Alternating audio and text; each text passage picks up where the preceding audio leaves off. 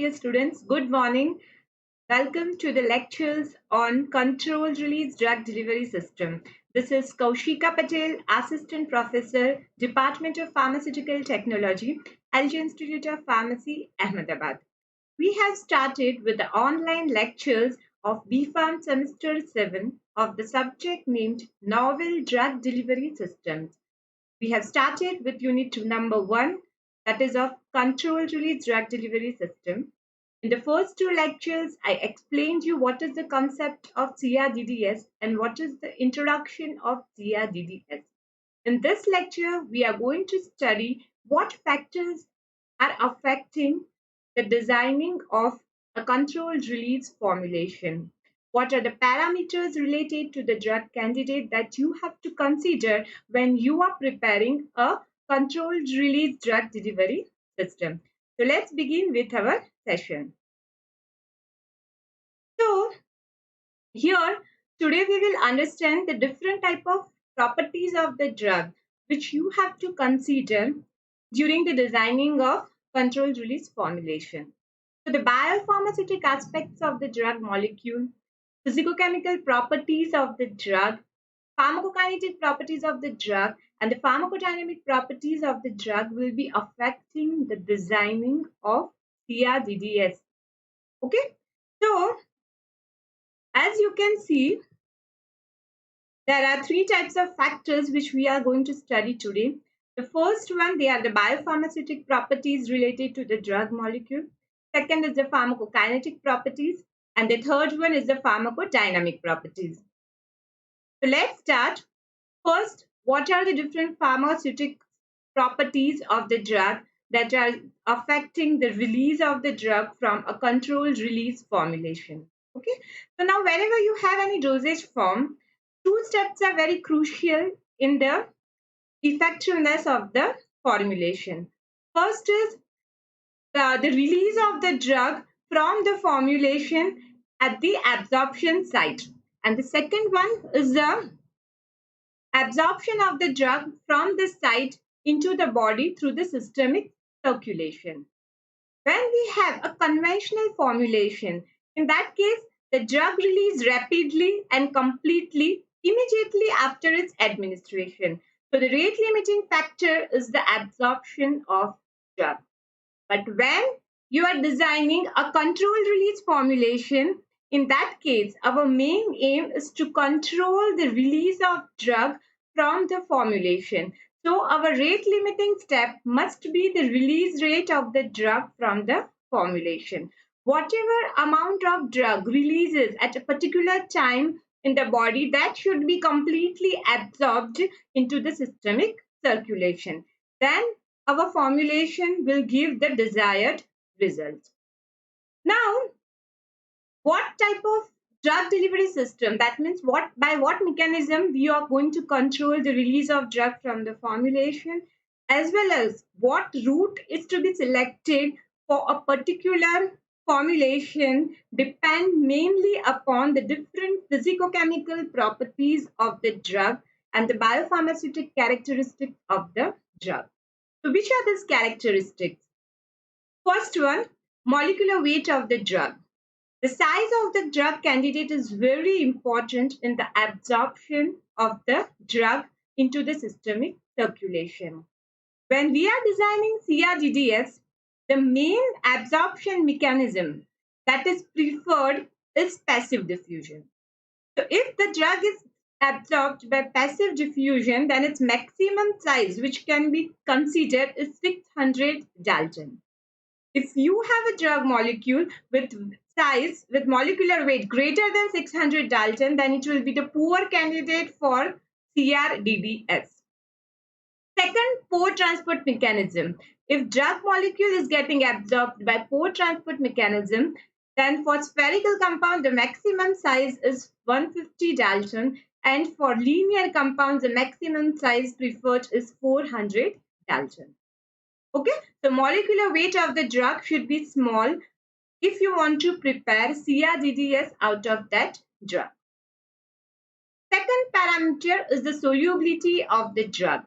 Solubility is a very important parameter that is affecting the absorption of drug in the body, and thereby it is affecting the bioavailability of drug or formulation in the body.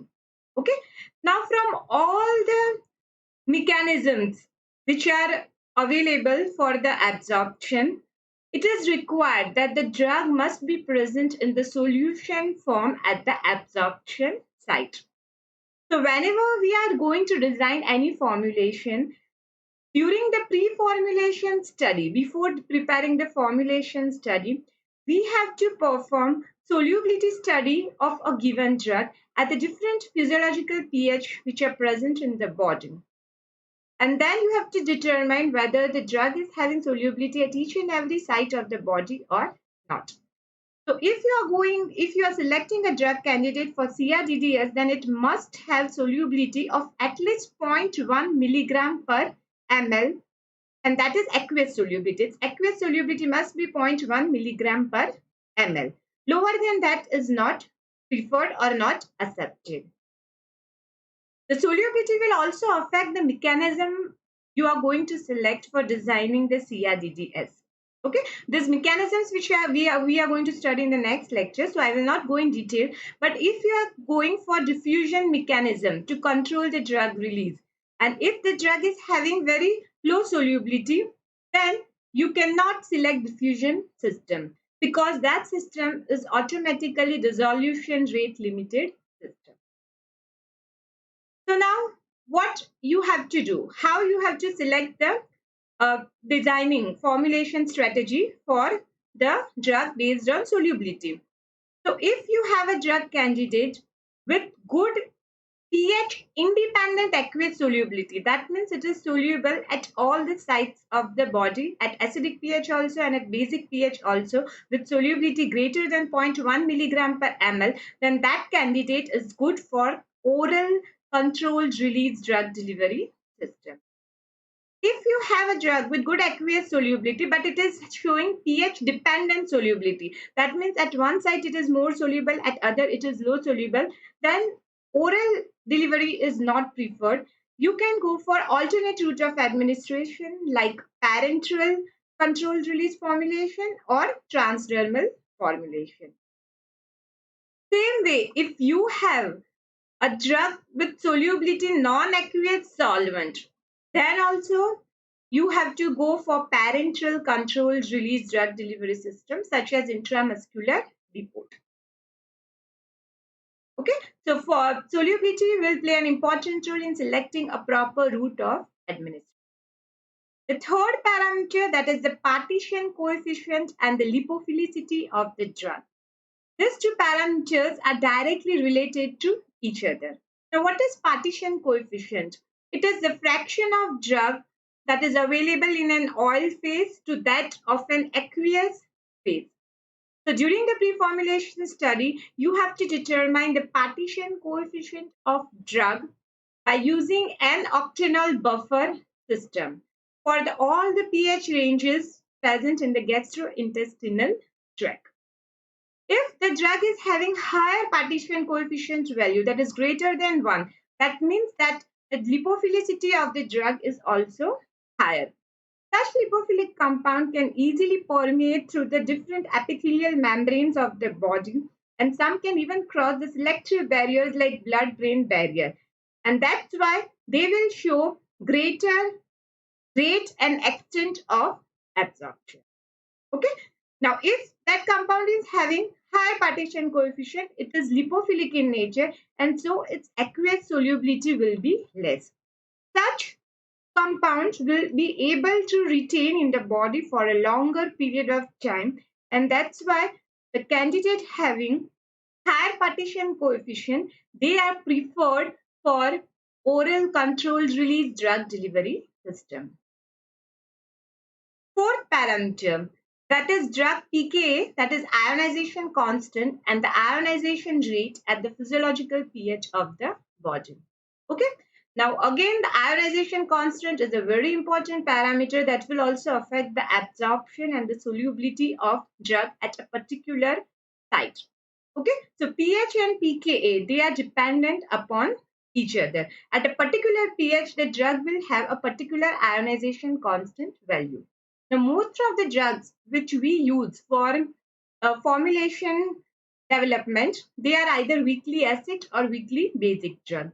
For such drugs, the desirable pKa range for CRDDS is 3 to 7.5 for acidic drugs and 7 to 11 for basic drugs. Apart from that, the rate of ionization or the extent of ionization is also important. Around 0.1 to 5% of drug should be present in an unionized form. Why? Because unionized form helps in the absorption of drug, whereas the ionization form helps in the solubility of the drug. Okay, so at least 0.1 to 5% drug should be in unionized form to allow passive absorption of the drug. If the entire drug is getting ionized at a particular pH, then that drug candidate is not suitable for designing controlled release drug delivery system. Fifth parameter, that is the drug permeability. How the drug will permeate through the biological membrane, and that will affect its absorption and bioavailability. Now, as I told you before also, the most preferred absorption mechanism is passive diffusion for controlled release formulation. So three main parameters will be affecting the drug permeability. Okay, as we have seen, first one is lipophilicity or log P value. Higher the log P value, more will be the lipophilicity of the drug and more will be its permeation through the lipophilic membranes of the body. Second one is the polarity of the drug, which is measured by the number of hydrogen bond acceptors and donors on the drug molecule. Higher the polarity of the drug, less will be the permeation of drug through the biological membrane. And the third one is molecular size. Lower the molecular size, more will be the permeation of drug through the membrane. Sixth and very important parameter is the stability of drug. When you are designing a CRDDS using a drug, it must be stable at the site from where the drug is going to release. Okay. So now based on stability, how you will formulate a particular design or a dosage form. If you have a drug that is unstable throughout the gastrointestinal tract, that means it is unstable in acidic pH as well as in basic pH. That means definitely you cannot go for oral CRDDS using that drug molecule.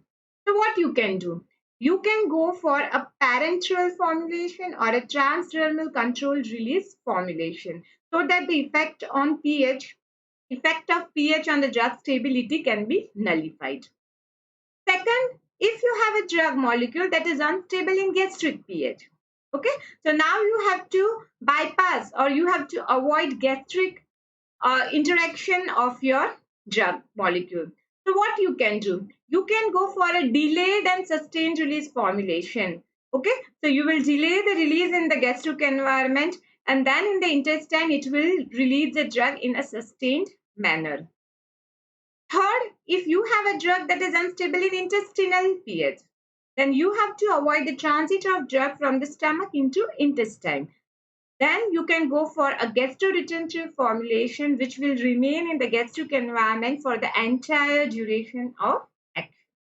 Okay, so drug stability also affects the approach or the mechanism or the designing of the controlled release formulation. Seventh is absorption mechanism and the absorption site of the drug molecule.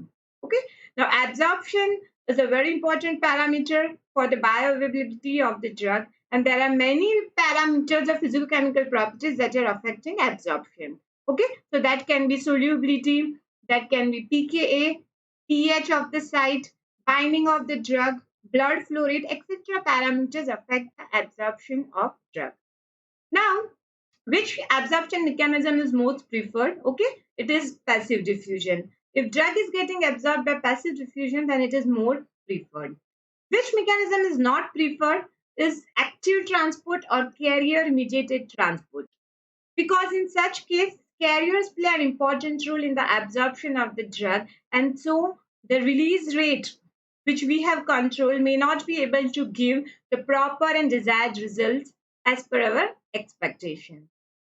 Site of absorption. Okay, preferably the drug should be absorbed throughout the gastrointestinal tract. What is not preferred is window absorption. The drug should not be absorbed through a particular window only, because then it becomes very difficult to control the release at that particular window for a long period of time. 8. What are the biopharmaceutic aspects of the different routes of administration? Okay.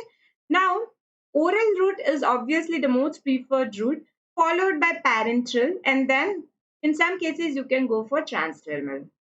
The other routes of choice, the other routes which may be preferred in some cases, they are buccal, sublingual, nasal, pulmonary, rectal, vaginal, ocular, etc. routes can be preferred. The selection of a route depends upon many factors like what is the drug, which is the drug, what are the physicochemical properties of the drug, what is the dose of the drug, what is the total duration of action that you desired from the formulation, what is the absorption efficiency of the drug through different routes, etc. etc. Okay, so now we will see the three important routes. First, oral route. If you want to design oral controlled release drug delivery system, then what characteristics of drug are suitable? Okay, so first, the drug should be preferably getting absorbed through the entire gastrointestinal tract. Then the oral route will be preferred. What dose you can select? You can select the dose up to 1 gram. Preferably, it is around 500 milligram to 1 gram. But 1 gram is the maximum dose. You cannot go beyond 1 gram. How much duration of action you can obtain?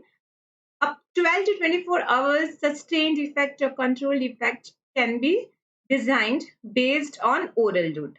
Why? Because the total transit time of the gastrointestinal tract is 14 hours. So maximum duration you can extend up to 24 hours. Okay? If you want duration of action, you want to control the release for more than 24 hours, then you have to go for other route of administration. Now, what characteristics are not suitable for oral route? First, if you have pH dependent absorption or window absorption of the drug candidate, then it is not suitable for oral route. If the drug is getting degraded by the gastrointestinal enzymes or the pH present at any gastrointestinal site. If the drug is undergoing extensive first pass metabolism, then there will be variation in its absorption and bioavailability, and oral route is not preferred. If the drug is getting affected by the motility in the gut, then also it is a poor candidate. Okay?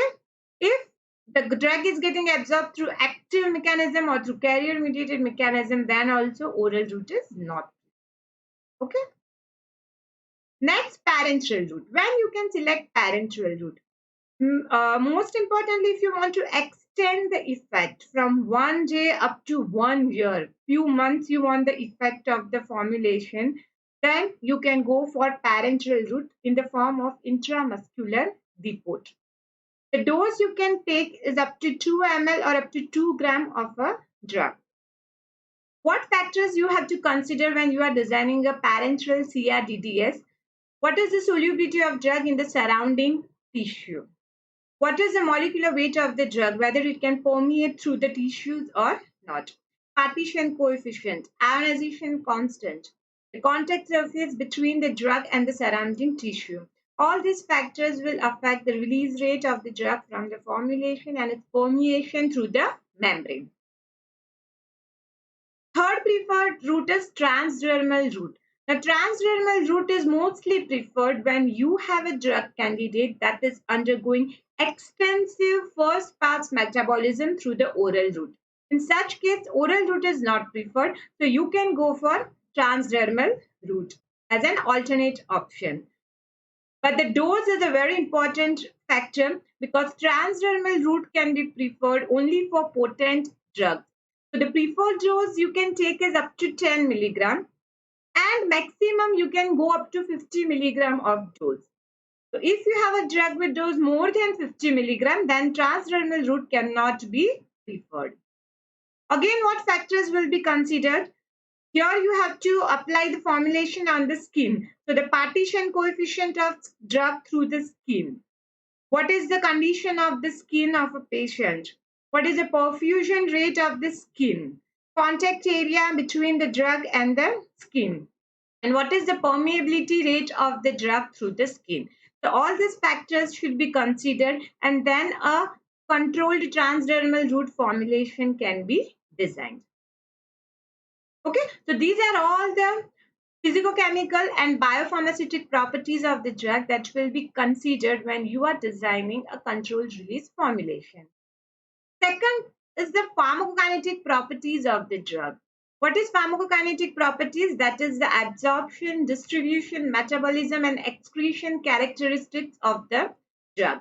Each and every pharmacokinetic property have the constants, rate constants, and their value must be in the optimum range to design a suitable controlled release drug delivery system. Okay, so the first parameter, that is absorption rate. Now, when we are designing a CRDDS, our rate limiting factor, as I told you before, is the release rate of the drug from the formulation. So you are controlling release rate of the drug. So absorption should not play any role. That's why absorption rate of the drug should be higher. Whatever amount of drug is released from the formulation, it should be rapidly absorbed in the systemic circulation. So the drug candidate which are having higher absorption rate than the release rate of the drug from the formulation can be selected. Now the compounds which have low absorption rate, what happen? They after releasing from the formulation, they form a pool of unabsorbed drug. So such continuous drug release does not give you the continuous absorption or effect that is desired. So that such candidates are not preferred for controlled release formulation. Again, if you have a potent drug with poor absorption rate, even though its aqueous solubility is good, then also you cannot select it for controlled release formulation. Why? Because in such case, even a slight variation in the rate of absorption may lead to the potential side effects or toxic effects of the drug in the body. Next is the distribution rate. Okay, now distribution rate is very important because the drug gets distributed from the systemic circulation to all the different tissues of the body. So the equilibrium of the drug between the blood and the tissue is dependent upon the distribution rate of the drug. And that will finally affect the elimination kinetics of the drug. The two important parameters whose values should be considered is volume of distribution and the clearance. These two parameters will play an important role in calculating how much dose will be required in the formulation and what will be the steady state concentration. Okay, for designing the controlled release formulation, what steady state concentration is desired, that will be calculated based on VD and clearance because they are the primary pharmacokinetic parameters. Okay, so their values are very important in the calculation. Third is the rate of metabolism. Okay, now what should be the rate of metabolism? Metabolism rate should not be too high because if the metabolism rate is very high, then the drug gets metabolized and excreted very fast. It will not be able to retain in the body for a longer period of time. Which two aspects of metabolism greatly affect the designing of TRDDS? The first one is if a drug candidate upon chronic administration is leading to enzyme induction or enzyme inhibition, then it becomes very difficult to achieve the desired steady state concentration. And the second, if you have a drug candidate which is showing extensive first pass metabolism, then its bioavailability and absorption will be variable. Such two candidates are not preferred for controlled release formulation.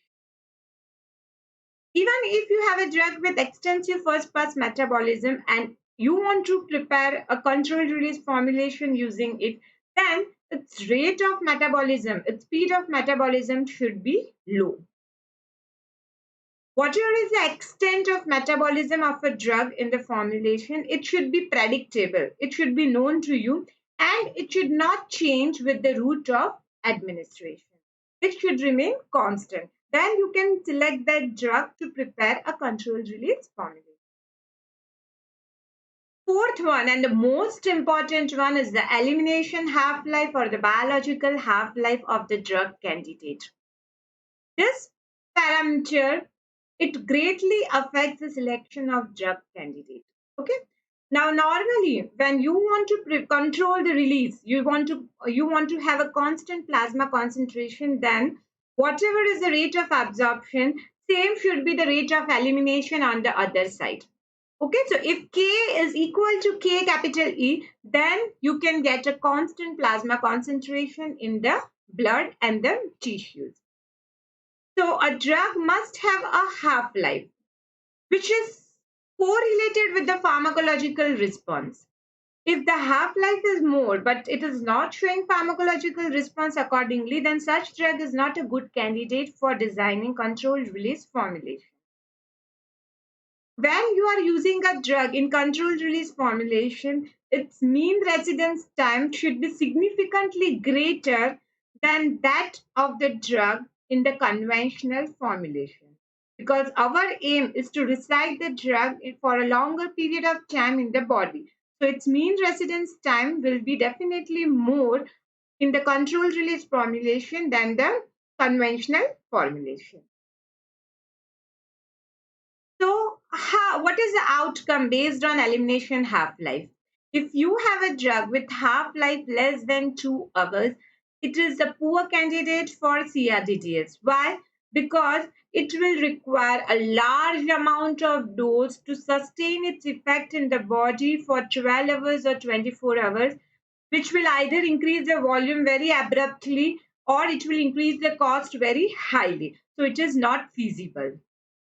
If you have a drug with very long half-life that is greater than 8 hours, then automatically it is giving you an effect of 10 to 12 hours in the body.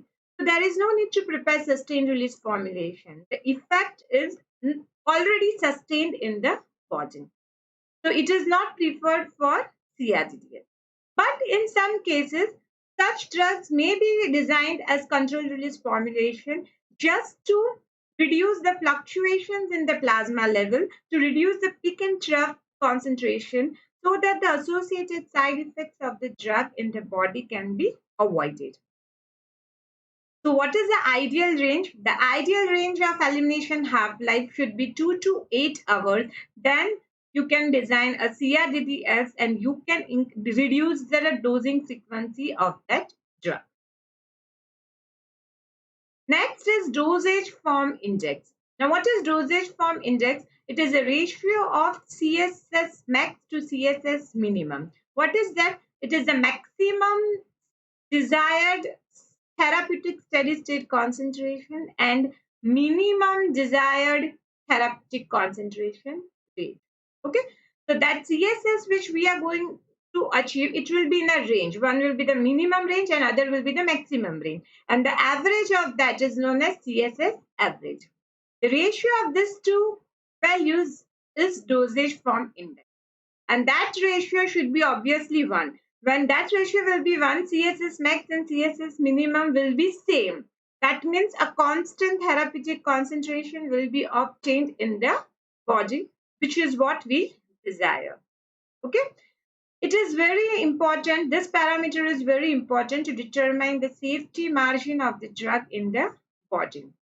The maintenance of steady state concentration within the therapeutic window is very essential. Okay, now the third parameters, they are the pharmacodynamic properties of the drug. So what is the effect on the body after the administration of drug? That is the pharmacodynamic properties. Okay, so the first is the dose size. What should be the size of drug in the formulation? Okay, so as I told you before also, 0.5 to 1 milligram dose is ideal. Maximum limit is 1 gram. You cannot go above 1 gram. Okay. Preferably around 500 milligram is the best dose limit, because when you go higher than 500 milligram and you calculate the dose for the sustained effect in the body, you will get a substantial volume product. That means the size of the product will be high. Now, if you go above 1 gram, then that size will be very high and your tablet will be having problem in the swallowing. Okay, so that is unacceptable. Hence, maximum dose is 1, preferable dose is around 500 milligram. Therapeutic range. What is the therapeutic range? It is the difference between the minimum effective concentration and the maximum safe concentration. The concentration, the steady state concentration which you have decided for the formulation, it must be present within this therapeutic range throughout the duration of action of the formulation. That's why this therapeutic range should be wide. If it is wide, then it means that the value of MEC and MSC is having somewhat different. So even if there is fluctuation in the release rate of drug due to some parameters or factors affecting in the body, it will not lead the concentration above the maximum safe concentration. So the safety of the formulation can be maintained. The therapeutic range should be wide for the safety of the formulation. Same way, therapeutic index. What is that? It is the ratio of MSC to MEC. Larger is the value of therapeutic index, the safer will be the drug. If you have a drug with narrow therapeutic index, it means that the therapeutic concentration and the toxic concentration are very close to each other. And it becomes very difficult to control the release rate of the drug to maintain a concentration between those two values. So such drug molecules with narrow therapeutic index are not preferred for controlled release formulation. Normally, when you have a drug with narrow therapeutic index and short half-life, it is preferred to be given for more than 2 times in a day so that the associated adverse effects of the drug can be controlled and minimized. Last one, that is the PK-PD relationship, that is the pharmacokinetic and pharmacodynamic relationship. What does it mean? Pharmacokinetic is based on the plasma concentration of drug, and pharmacodynamic is the pharmacological response that you are getting from that plasma concentration. So these two parameters which you are relating, they must be related to each other. If you have higher plasma concentration, then it must show higher pharmacological response in the body. If plasma concentration is low, it must be showing low pharmacological response in the body. These two parameters must be related to optimize any type of formulation or effect in the body. Now, if you have drug candidate whose pharmacological response is independent of the plasma concentration of drug, for example, reserpine, then such molecules cannot be used for controlled release formulation. Okay, so these are the different factors. Let's have a quick summary. You can write in your answer a table at the end or in the beginning and show briefly what type of parameters are to be considered and in what type of feasible range you have to obtain them. Okay. So first, biopharmaceutic parameters. First one, molecular weight. Okay. For passive diffusion, its limit is 600 Dalton. Okay. It is Dalton here. Then aqueous solubility should be greater than 0.1 milligram per ml. Partition coefficient of drug should be higher, that is 1 to 2, so that the compound can be lipophilic and it can be absorbed easily through the biological membrane. pK ionization constant for acidic drug should be between 3 to 7.5, and for basic drug it should be between 7 to 11. Ionization of drug at a physiological pH should not be more than 95%, okay, so that the remaining 5% can be in unionized form, which help in the passive absorption of drug in the body. Stability. The drug should be preferably stable throughout the gastrointestinal tract, that is at the gastric pH as well as at the intestinal pH. The absorption mechanism should be preferably passive absorption, and it should not be absorption through window.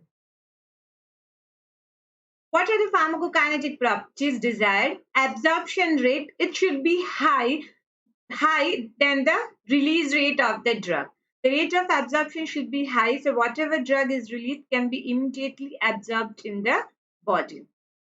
Metabolism rate should not be too high, okay, so that the drug can retain in the body for a longer period of time. Elimination half-life should be preferably between 2 to 8 hours. Dosage form index should be as near to 1 as possible. What are the pharmacodynamic properties of the drug? Dose, maximum dose is 1 gram. Preferred dose is between 500 milligram to 1 gram.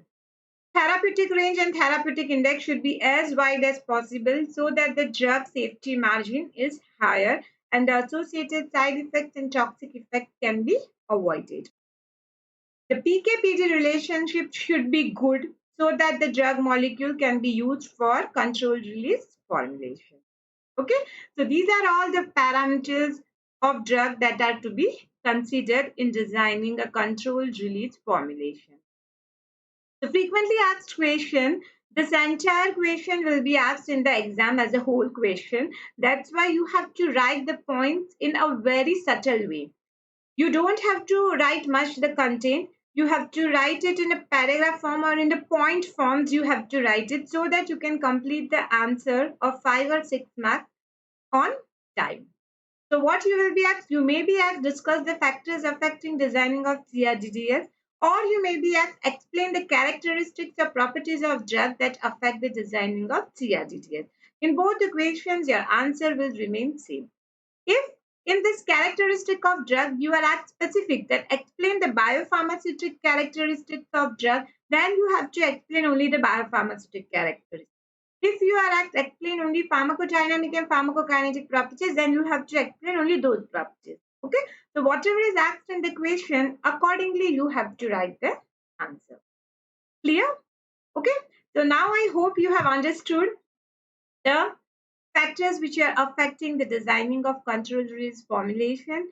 All the physicochemical properties of the drug candidate should be studied very properly, and then you have to select an appropriate mechanism and an appropriate route for the successful establishment of a controlled release formulation. Okay, so in the next lecture, we will start with what are the different mechanisms which you can consider to release to control the release rate of the drug from a formulation.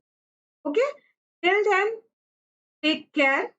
Subscribe on our YouTube channel Pharma Ignite for such more informative sessions on pharmacy. Goodbye, see you soon, and take care.